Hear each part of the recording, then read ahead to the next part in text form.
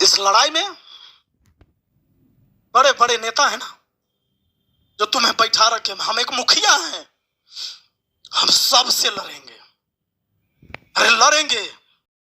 नमस्कार प्यारे दोस्तों, आज एक ऐसा मुद्दा है कि जहां पर बात की जा रही है कि शिक्षा बढ़े या फिर पद, या फिर ज्ञान बढ़ा या पद। क्योंकि आज जो मैं बात करूंगा वो ज्ञान और पद दोनों की बात करूंगा, क्योंकि दोनों ही एक ऐसे शख्स हैं, जैसे आप थंबनेल से समझ गए होंगे कि दोनों ही पढ़े लिखे हैं, दोनों के पास ज्ञान भी है और दोनों के पास पद भी है। लेकिन अब ये समझना है कि कौन अपने पद का सही इस्तेमाल कर पा रहा है और कौन अपने ज्ञान का सही इस्तेमाल कर पा रहा है।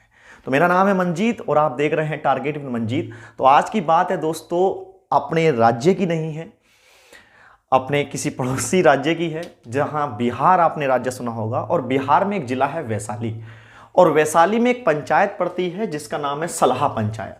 तो मैं आज उसकी ही बात करूंगा, क्योंकि मैं भी मैथ्स का टीचर हूं और जिनके बीच में ये वार्तालाप हुई है वो भी मैथ्स के टीचर हैं। तो क्या हुआ है क्या नहीं हुआ है आज हम बात करेंगे। कंप्लीट वीडियो देखना मेरे भाई, तभी आप लोगों को समझ में आएगी। और एक प्रधान होना कैसा चाहिए गांव का, ये भी आपको समझ में आएगा।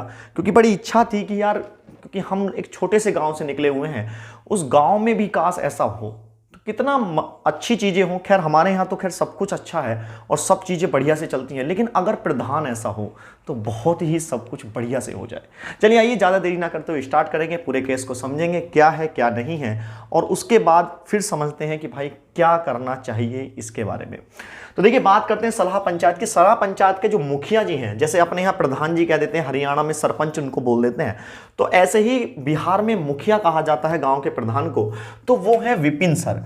अब ये विपिन सर क्या है, मैथ्स मस्ती एक यूट्यूब चैनल है, उस पर मैथ्स पढ़ाते हैं, मैथ्स के टीचर हैं, बहुत अच्छे विख्यात हैं, बहुत अच्छे टीचर हैं।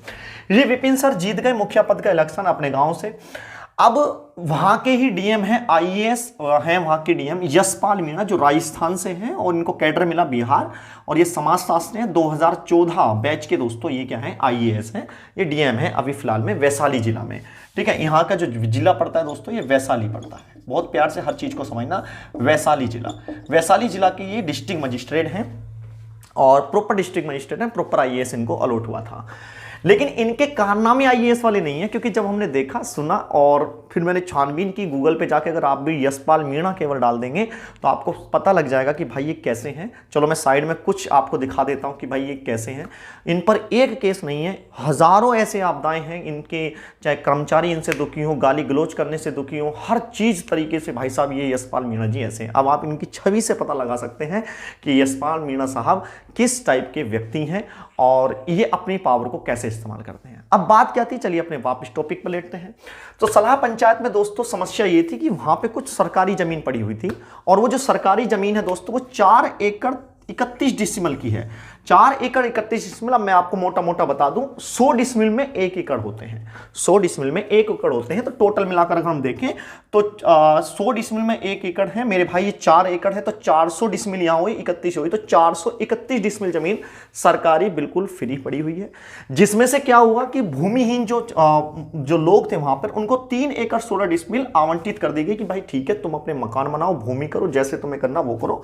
तो अब जो शेष बची हुई जमीन है, जो सरकारी जमीन बची हुई है, वो 1 एकड़ 15 डिसिमल बची हुई है। अब 1 एकड़ में 100 डिसिमल होते हैं, तो 100 + 15 अर्थात 115 डिसिमल जमीन अभी बची हुई है।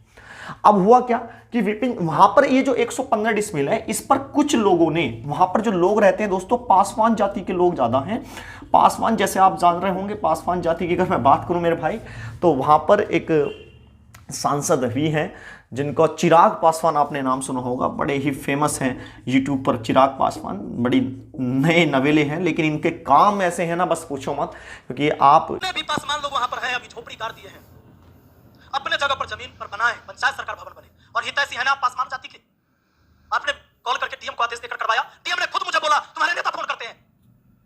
देख सकते हैं कि इन्होंने क्या करा, मैं आगे सारी बातें बताऊंगा, बस आप वीडियो को पूरा देखना, क्या करना चाहिए ये भी आपको पता लगेगा।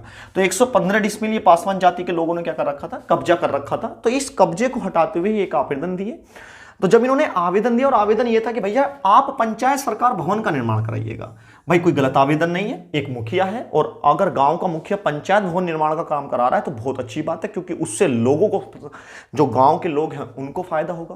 क्योंकि इन्होंने कहा कि जो आप 13 किलोमीटर 20 किलोमीटर लगभग आप 3-3 बसें बदल के दूसरे वहां जाते हो, वो अब काम हमारे यहीं होने लग जाएगा, कितना फायदा हो जाएगा। फिर दूसरी बात, अगर पंचायत भवन बनेगा तो साइड में भाई तुम्हें रोजगार के अवसर मिलेंगे, है ना, जैसे कि भाई कोई चाय का ठेला लगा सकता है, कोई अपनी पकौड़ी का ठेला लगा सकता है, अलग अलग प्रकार के आपके अवसर हैं वहां पर रोजगार के।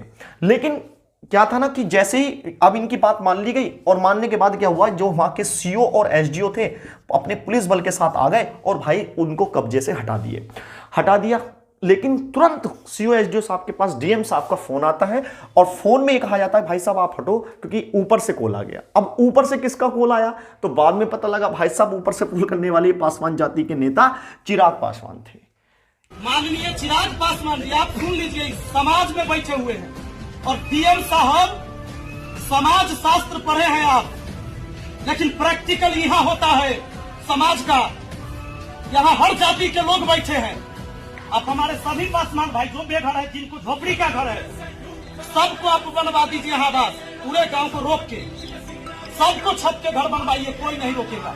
अगर कोई भूमिहीन है तो हम अपना जमीन दान देने के लिए तैयार हैं, लेकिन अगर इस समाज के फैसला को रोकिएगा तो लड़ाई हम अंतिम समय तक लड़ेंगे और अंतिम सांस तक। इस बात को याद रखिए। चिराग पासवान समझ रहे हैं आप, मतलब अगर एक अच्छा काम हो रहा है उसको रोकने के लिए जनाब आप फोन कर रहे हो। अब जब काम हो रहा है तो इसमें प्रधान का क्या इसमें लेना देना है मेरे भाई। प्रधान अगर काम करा है तो लोगों की सहमति से करा रहा है ना, तो इनकी बात समझिएगा। तो पंचायत सरकार भवन का होना था, तो इसमें अब पंचायत भवन को बनाने के लिए लगभग जो जमीन चाहिए होती है मेरे भाई, वो 50 डिसमिल चाहिए होती है। पंचायत सरकार भवन जो बनता है वो 50 डिसमिल में चाहिए बनता है। 50 डिसमिल में 44 डिसमिल ऑलरेडी है। 44 डिसमिल ऑलरेडी उस गांव में है सरकारी जमीन, बस 6 डिसमिल चाहिए थी। तो ये जो विपिन जी हैं, ये भाई साहब 115 डिसमिल जो ये हमारी 115 डिसमिल जो ये जमीन बची हुई है, इसमें से केवल 6 डिसमिल जमीन मांग रहे हैं। तो इस 6 डिसमिल का पूरा मुद्दा है, बस कोई ज्यादा बड़ा मुद्दा नहीं है। 6 डिसमिल जमीन आप इनको दे दो। लेकिन इन डीएम साहब ने 6 डिसमिल और इन चिराग पासवान साहब ने 6 डिसमिल देने से ही मना कर दिया कि भाई साहब यहां कोई जरूरत नहीं है पंचायत भवन बनने की। क्यों नहीं है? क्योंकि वहां राजनीति इस टाइप की हो रही है, मेरे को लग रहा है। अब हुआ क्या, ये अपना आवेदन जब डीएम साहब के यहां लेके गए, आप इस आवेदन की देख सकते हैं प्रतिलिपि, तो लेके गए तो भाई साहब आइए साहब, वहां पे क्या है कि तू कौन है बे, मतलब भाषा समझिएगा, तू कौन है बे, बिहारी शब्द का यूज किया जा रहा है। अबे देखो, किसी की जाति विशेषक शब्द यूज तो बिल्कुल करना ही नहीं है मेरे भाई, है ना, बिल्कुल नहीं करता। पता नहीं ये आईएएस जो बने हैं कौन सी पॉलिटी पढ़ के आए हैं, वहां पर अनुच्छेद इन्होंने पढ़े हैं नहीं पढ़े हैं, है ना, सब कुछ बंद है सर, छुआछूत बंद है, अस्पृश्यता का अंत है, लेकिन फिर भी नहीं जाति सूचक शब्द का यूज करेंगे लोग। बिहारी वर्ड यूज किया इन्होंने, तो इन्होंने कहा सर मैं सलाहा पंचायत का मुखिया हूं। उन्होंने कहा तू मुखिया है, तेरी मां मुखिया है। वाह, तू मुखिया है कि तेरा मां मुखिया, बात को समझिएगा। इन्होंने कहा कि भाई साहब मैं ही मुखिया हूं सर। बैठने के लिए कुर्सियां थी, उन पर बैठाया भी नहीं गया इनको, और आवेदन भी नहीं लिया, तो ये आ गए। अब आवेदन नहीं लिया यार, ये तो बहुत बड़ी बात है ना। आप आवेदन रख लो, ठीक है भाई, अच्छे से बात कर लो, उस पर विचार विमर्श करो, होता है तो ठीक है, नहीं होता है तो उनको बता दीजिएगा, लेकिन नहीं। तो अब देखो एक मुखिया की पावर देखिएगा, कि मैंने कहा ना कि ज्ञान बड़ा है या पद, तो पद तो दोस्तों मुखिया का डीएम से थोड़ा सा तो छोटा है। डीएम पूरे मालिक है उसका, लेकिन आप जब मालिक समझ रहे हैं ना, तो आप भूल रहे हैं आप मालिक बने किसके हैं मेरे भाई। आप मालिक हो सकते हैं उस कुर्सी के, लेकिन जनता के दो दोस्त आप नौकर हैं, और आपको नौकर की तरह काम करना होगा उसमें रह के, समझिएगा। मैं तो पासवान साहब से भी यही कहूंगा, चिराग पासवान साहब, कि भाई आप भी नौकर ही हैं, और ये जो विपिन सर हैं ये भी नौकर हैं, लेकिन ये कितना अच्छा काम कर रहे हैं आप समझिएगा। उस गुट में से एक नेता चुना गया है, वो जो लोग हैं उन्होंने अपनी सहमति से इस नेता चुना है, इनको मुखिया चुना है, और मुखिया का सर्वोच्च है कि भाई मेरे गांव में ये सब चीजें होनी चाहिए, और वो कर रहा है, ईमानदारी से काम कर रहा है, तो तुम करने दो ना उसको। आज दोस्तों ये अपने आवेदन, मतलब कि ये 4 फरवरी को पहला आवेदन लेके गए थे, लेकिन वहां भी कुछ बात नहीं हुई। तो आज पूरा डीएम पर भाई इतनी भीड़ हुई वहां पर डीएम ऑफिस पर कि डीएम साहब भी भाग गए। तो समझिएगा, एक अच्छा ईमानदार अगर प्रधान भी है, जो कि गांव पंचायत समिति का सबसे छोटा पद अगर प्रधान को मानेंगे, तो मेरे भाई वो भी आप देखिएगा जनता के बल पे, अपनी ईमानदारी के बल पे मेरे भाई डीएम को भी भगाने पर कारगर हो गया कि तुझे माननी पड़ेगी, नहीं मानेगी तो तेरा ट्रांसफर बिल्कुल तय है। और अब बात अगर मैं आईएएस डीएम साहब की करूं तो मुझे तो ये समझ में नहीं आ रहा कि तुमने कैसी शिक्षा ली है मेरे भाई, काहे डीएम बने। और देखो भाई बात आती है ना कि अब तुम गांव में जाओगे, अपने शहर में जाओगे, अपने घर पे जाओगे, इतने सब चर्चाएं तुम्हारी हो रही हैं, कितना अच्छा लगेगा तुम्हारे माँ बाप को और तुम्हारे सबको जब ये सब सुनेंगे कि अरे तू यशपाल मीणा ऐसी काम करता है। तो भाई ये गलत है। और मैं तो विपिन सर को सैल्यूट करता हूं कि सर आप इतने बड़े बड़े ताकतवर लोगों से लड़ गए। बहुत भाई, ऐसा प्रधान, ऐसा मुखिया मैं तो कहता हूं हर गांव में होना चाहिए। देखो टीचर जो होता है ना सर, मीणा जी, जो टीचर जो होता है ना, चाहे वो प्राइवेट हो चाहे वो गवर्नमेंट हो, एक एक पाई का हिसाब लगा के रखता है कि भाई मुझे इतना मिलता है, इतना मैं खर्च कर लूंगा, इतना मैं ऐसे कर लूंगा, इतना मैं बचा लूंगा। पर शायद आप उस बात को समझ नहीं पाए। ये टीचर थे पहले पैसे से, मुखिया आप बने हैं, लेकिन पैसा अभी भी टीचर का छोड़ा नहीं है, पढ़ाते हैं अभी भी। और आप शायद भूल रहे हैं इनके साथ हम पूरी टीचर कम्युनिटी इनके साथ है।